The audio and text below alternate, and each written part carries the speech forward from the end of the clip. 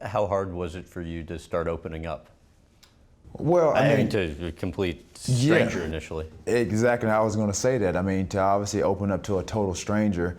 And especially because just by nature of who you are, a celebrity, somebody of stature, people are constantly, coming at you, where I'd imagine it's just inherently hard to trust people regardless. Well, yeah, and I think for me, I never really had a father figure in the household. I never really had that shoulder to lean on. I never really had that person that when I was going through tough times, whether it was in high school or college or, throughout my NFL career, there are a few people, close coaches that I would really confide in. But, when really sometimes things mattered, I really never had that person to. And so for me to obviously open up to a total stranger, I know, and then talking with Chris, over this stretch, and I think prior to that, mentally I had to say to myself, in order to get some different results, you have to do some different things. And obviously for me to open myself up and, basically, let him pretty much take a peek into my tool shed, it was comforting in a way because I knew, like I said, I had that comfort level in talking to him initially that, this could be something beneficial for me. And as he said, this is a transformation for me to grow as a person and as a man outside of the athletic part of it. What are the goals when you first started working together? He mentioned, trying to grow as a man. The biggest thing I think, that we needed to address was, that we do have something that we need to work on. I think sometimes you can get insulated, somewhat from the opinions of other people, and then let's just take it head on.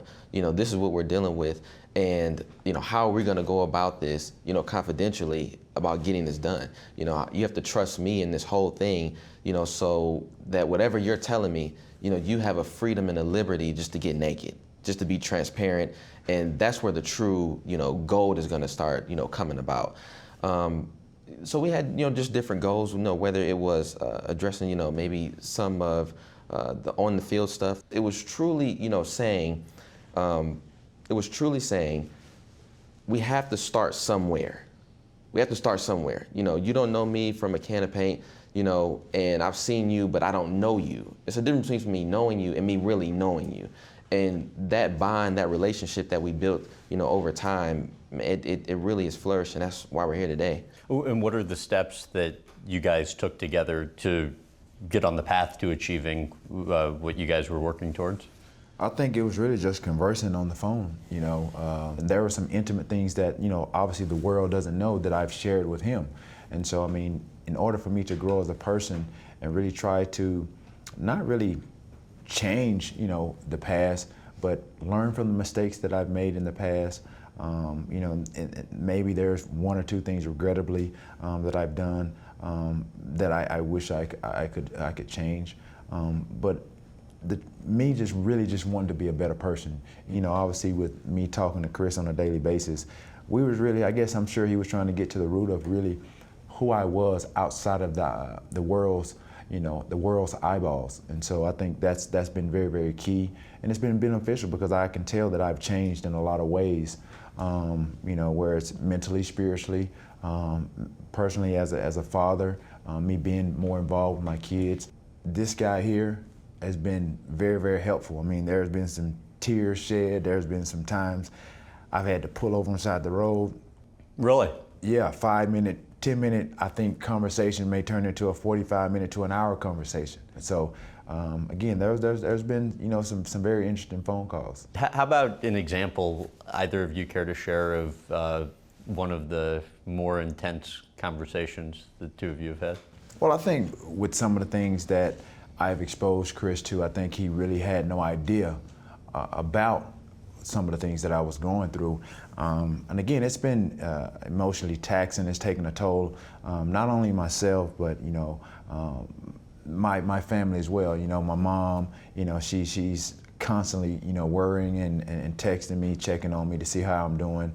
There's been some intimate moments where, going through court, dealing with, child support issues and things of that nature, going through financial hardships, basically just trying to, update him, trying to fill him in on what I just went through. I could have just come from court and just getting home, and then before I get into the house, I make that phone call to him and kind of just telling him what I'm going through, my emotions, what I'm feeling.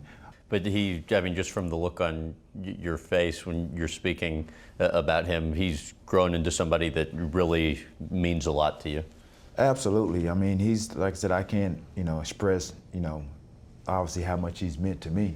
Like I said, just from a man-to-man, perspective.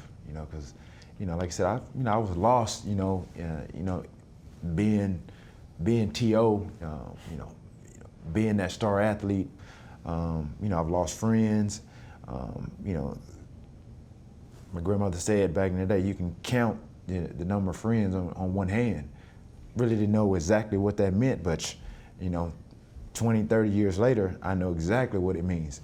Because I can count on one hand, the friends that I can really count on and call to and call on and really confide in at, during my darkest times and my darkest hours.